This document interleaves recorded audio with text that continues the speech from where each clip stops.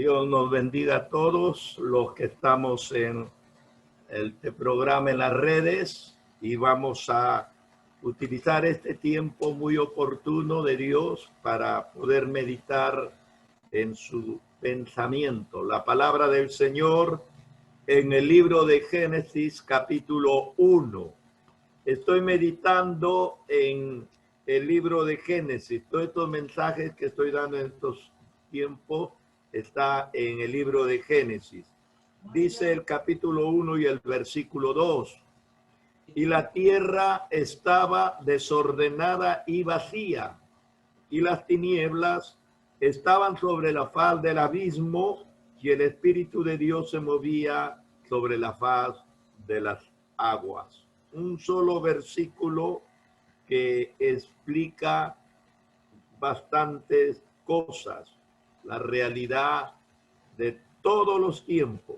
En esta noche el pensamiento es sacados de la ruina, sacados de la ruina. Cuando hablamos del hombre en su condición moral y sin Dios, es hablar de un hombre que moralmente está en ruinas. Porque el hombre sin Dios ha perdido el control de sí mismo. Ha caído en toda suerte de pasiones y de maldades. También se han visto afectadas las relaciones entre unos y otros y se dan en enfrentamiento y en odio.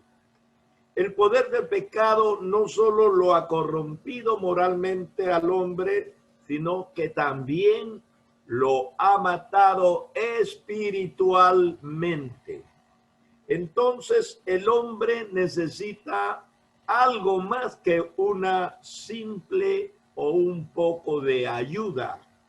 El hombre necesita verdaderamente que Dios intervenga en su vida y lo saque de esta ruina moral, espiritual en la que se encuentra. Tenemos un versículo muy elocuente sobre esta realidad de la que estoy hablando. La Biblia dice que la tierra estaba desordenada. Imagine la tierra desordenada, sin orden. La tierra estaba vacía, sin habitantes, sin seres humanos, ni nada por el estilo.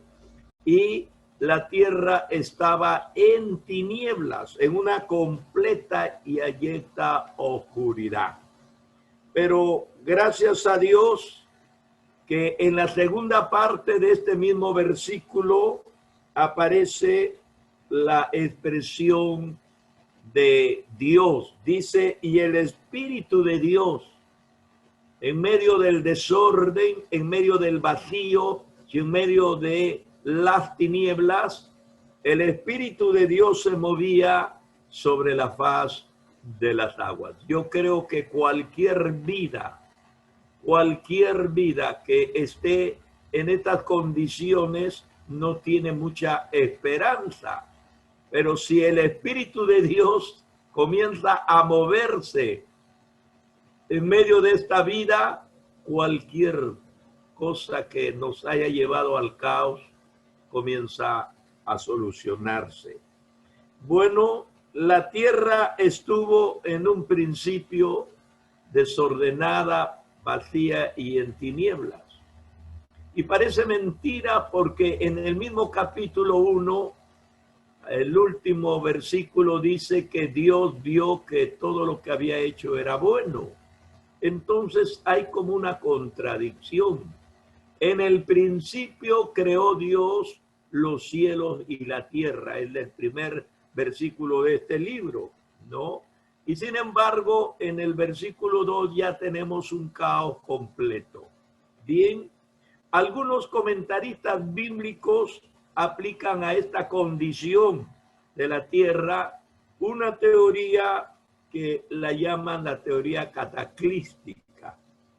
que sostiene que Dios lo creó todo perfecto, pero que fue Satanás, el diablo, quien lo trastornó todo. Por supuesto, esta es una teoría. No estamos anunciando ni denunciando al diablo que él haya cometido este cataclismo, pero hay una teoría. Pienso que cual fuere la teoría que se aplique a esta realidad, es que la vida del hombre sin Dios es un completo desorden, es un total vacío y es una llenura total de oscuridad. Así que podemos aplicarle cualquier teoría a cualquier vida en ruinas y esa condición va a necesitar la presencia santa de Dios.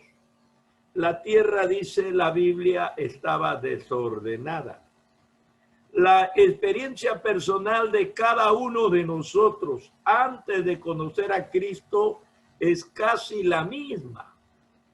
Si usted comienza a escuchar los testimonios de la gente, yo me he pasado todos estos años predicando y escuchando testimonios de la gente. Hubo un tiempo en que hacíamos las cruzadas y era casi indispensable que junto al mensaje haya un testimonio. Cuando nos casamos con Lila y fuimos para vivir a Trujillo, yo fui hallado por unos amigos que no los veía en buen tiempo. Y ellos, sin consultar, me programaron para tener campañas multitudinarias en la Plaza de Toros y en algunos lugares, coliseos, ¿no? Yo me negué, no quería, porque yo ya sabía la situación en la que iba a meterme. Tenían un grupo de personas que testificaban, Dios mío, ¿y de a dónde habían salido esta gente? De lo más bajo, de lo peor, de lo más ruin, de las cárceles. Lila es testigo de los testimonios que estos hombres daban y cómo mostraban sus cuerpos cortados y todas esas cosas. Sinceramente, era algo preocupante, Así que estuve casi 4 años trabajando con Cruzada Carcelaria, conociendo los más peores testimonios. Sin embargo, sin ir al extremo, sin llegar a ese extremo de la delincuencia o de la gente que ha vivido al margen de la ley, podemos ver que el testimonio de toda persona que tal vez aparentemente es una buena persona, pero cuando comienza a narrar el cambio de su vida, va a venir el mismo desorden en el que han vivido todos y la tremenda confusión en la que se encuentra cualquier hombre sin Dios.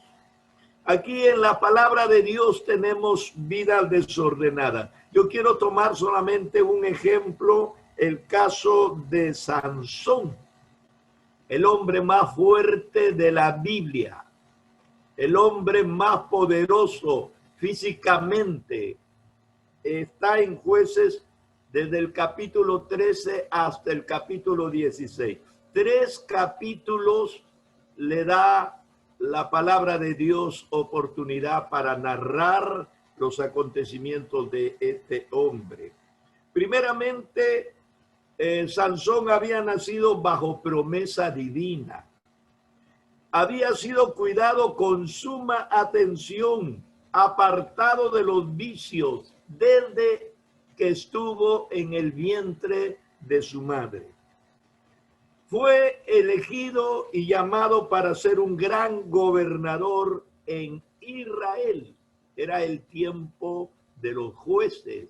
Así se llamaban los gobernadores, los jueces.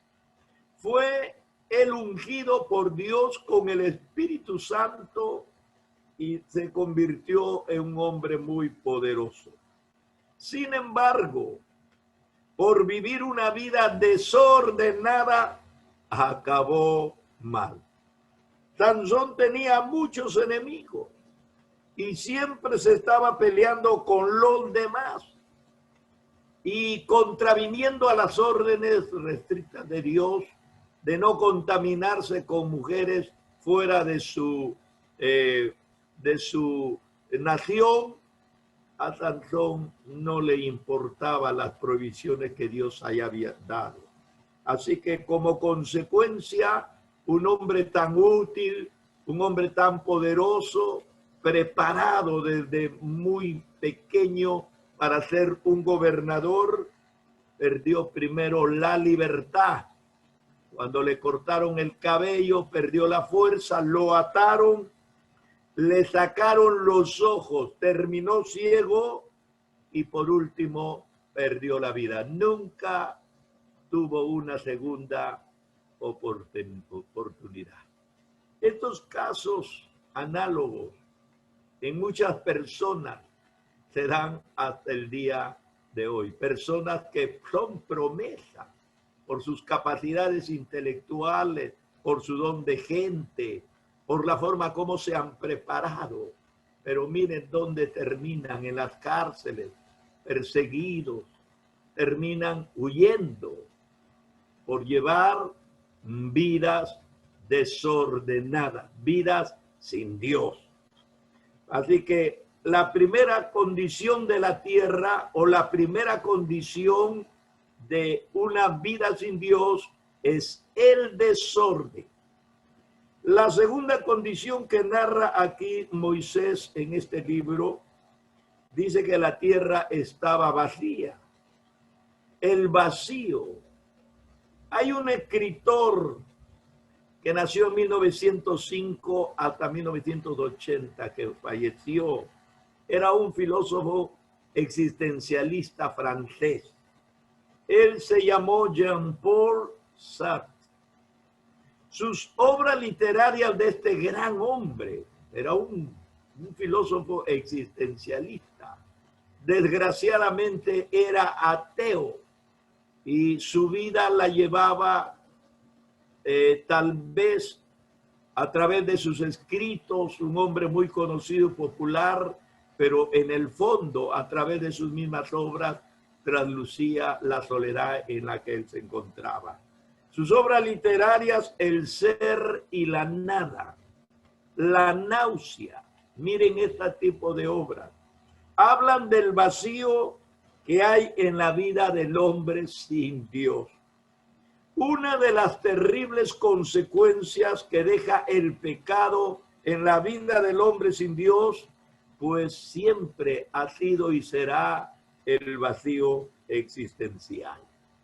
Ejemplo de una vida vacía y sin sentido.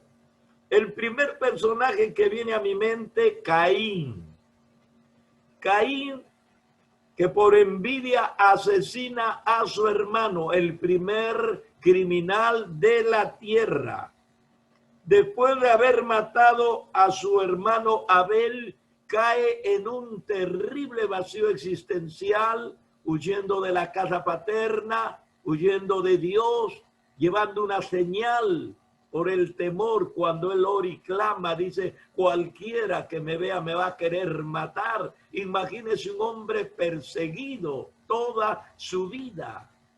Pudo haber vivido una vida muy abundante, como la de Abel. Desgraciadamente, él se rebeló contra los designios de Dios. La gente de la generación de Noé, capítulo 6 del libro de Génesis. La palabra del Señor dice que esta gente vivía solo para comer, para beber, para casarse y divorciarse. Todas las funciones que exacerbaba esta gente en su ser eran funciones animalescas, nada más. ¿Por qué? Porque la maldad se había multiplicado en esa época y los hombres dejaron el camino de Dios para seguir el camino del hombre sin él. Entonces, ahí tenemos otro ejemplo de vacío, gente sin propósito. El hijo pródigo es otro ejemplo, la parábola que contó Jesús. Un hombre que lo tenía todo, pero que se rebeló contra su padre. Y dejando la casa paterna, huyó a la provincia lejana y dice la Biblia que derrochó toda su fortuna hasta quedarse totalmente pobre. Al final de sus días fueron miserables, con un trabajo indigno para un judío. Vivía verdaderamente un terrible vacío existencial, sin propósito en la vida. Gracias a Dios que este hombre, en medio de este vacío existencial, un día volvió en sí, dice la palabra del Señor, y se acordó que él no era cualquier persona, que él tenía un padre muy rico y que en la casa de su padre no había miseria ni escasez. Por el contrario, había abundancia, de tal manera que hasta el jornalero más humilde comía mejor que él. Así que, volviendo en sí, hizo un propósito, le puso a su vida un propósito. Me levantaré, dijo, e iré y le diré a mi padre. Ahí comenzó su restauración. Gracias a Dios, un caso muy bueno, la del hijo pródigo. Tenemos el último caso, el caso de Judas. Judas, que durante 3 años y medio había sido discípulo primero y apóstol después.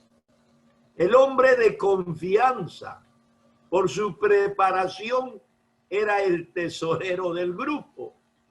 Pero precisamente esa arca abierta es lo que le permitió que su avaricia creciera, y no solamente deseando, sino ejecutando.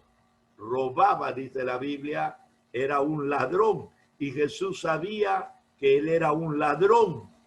A mí siempre me ha preocupado y digo, si Jesús lo hubiera delatado, expulsado, tal vez él no habría cometido este agravio de venderlo. Pero el Señor no podía hacer nada a la fuerza. El Señor no puede violentar la voluntad de nadie.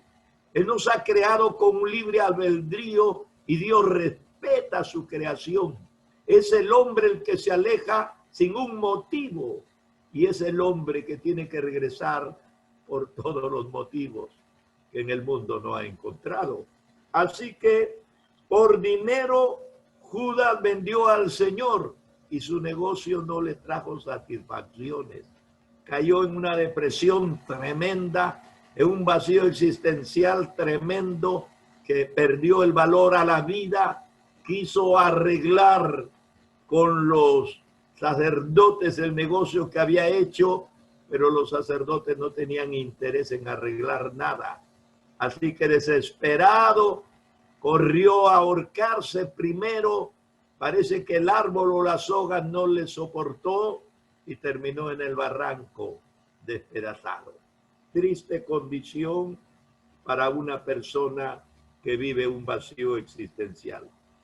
Muchas personas que se sienten en el vacío existencial terminan con su vida suicidándose.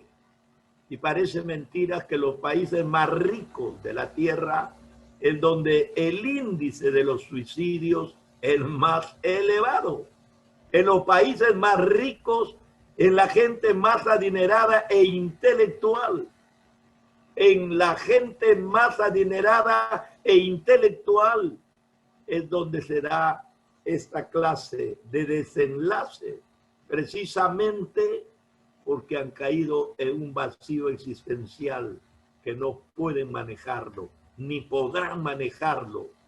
Me gusta el pensamiento de San Agustín del siglo IV. San Agustín dice, oh Dios, tú nos has creado para ti, y es por eso que nuestro corazón solo hallará descanso en ti. Tercero, la tierra es de tinieblas. En el libro de Colosenses capítulo 1 y versículo 13, la palabra del Señor dice, el cual nos ha librado de la potestad de las tinieblas y nos ha trasladado al reino de su amado Hijo, al reino de la luz. La Biblia llama al mundo sin Dios un mundo en tinieblas. El diablo, según la Biblia, dicho por el mismo Cristo, es el príncipe de las tinieblas.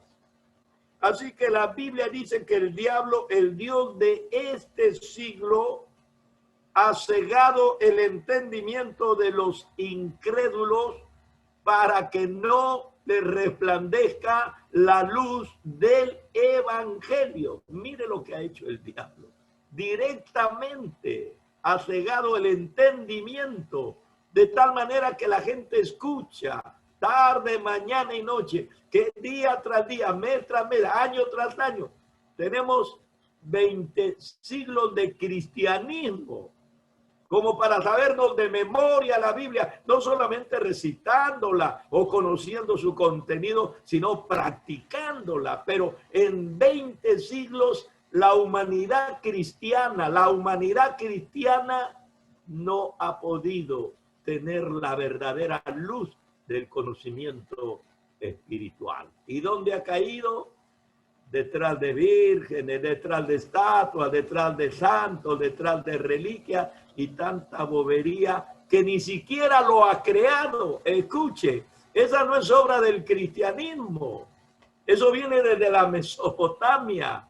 Eso viene desde Ur de los caldeos, pasando por los asirios y entrando en Egipto, luego a Babilonia, luego a Grecia, luego a Roma, y hoy en día está enquistado en el mismo Roma.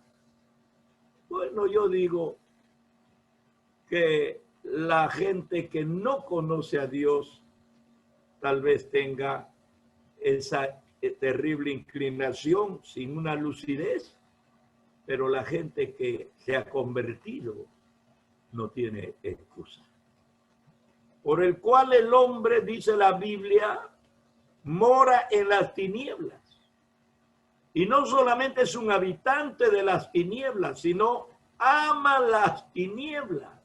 Una cosa es que por obligación o por circunstancia mil estemos en tinieblas. Puede ser.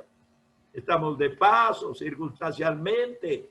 He tenido un problema, pero ya voy a salir. No. El hombre se acostumbró tanto a la oscuridad que no solamente se encuentra cómodo, sino lleno de amor a las tinieblas.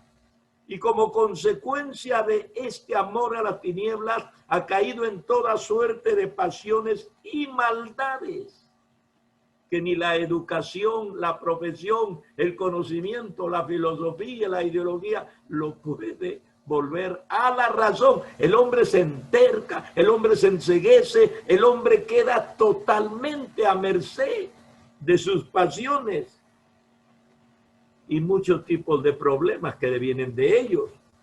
Y el problema mayor es que, estando en esta situación, emplea sus capacidades para el mal. Qué pena. La Biblia dice que Cristo vino para traer la luz y vino al mundo de tinieblas. Y todos los que han llegado a confiar en Él son atraídos a la luz.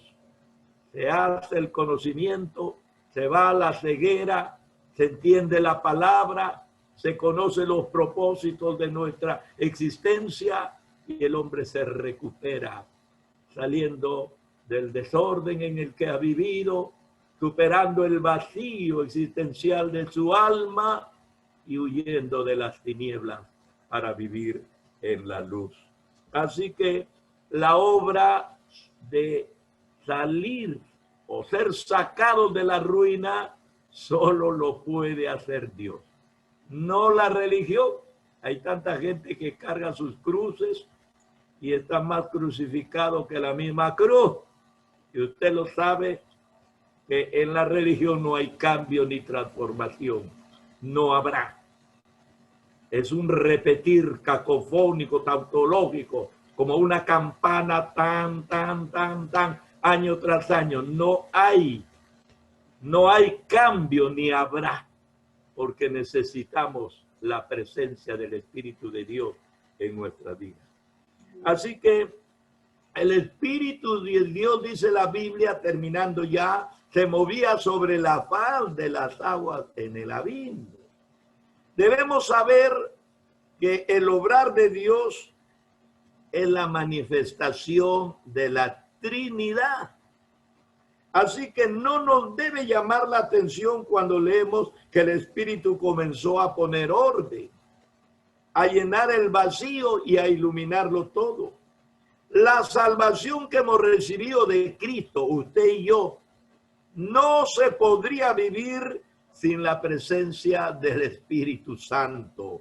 La Biblia dice que cada creyente convertido a Cristo venimos a ser templo del Espíritu Santo. Así que cuando el Espíritu Santo se manifiesta en nosotros, en nuestra vida, en nuestros corazones, en nuestra mente, es cuando recién comenzamos a sentir el verdadero cambio y a sentir la verdadera presencia de Dios. Muchos están en las iglesias y no sienten absolutamente nada, porque para muchos la religión seguirá siendo como una droga. En lugar de alivianar el problema, en lugar de conducir a las personas hacia la luz, la droga esclaviza. La droga minimiza las facultades hasta destruirnos. Pues la religión es eso. Así que un poco o mucha religión no es la solución. Existen muchas vidas en desorden. Existen muchas vidas vacías y llenas de tinieblas. En nuestro país, mucha gente se ha quitado la vida. Muchos escritores, artistas han terminado suicidándose. Y nadie está libre. Nadie está libre. Porque en cualquier momento estamos en las manos del diablo, nuestra vida puede terminar mal.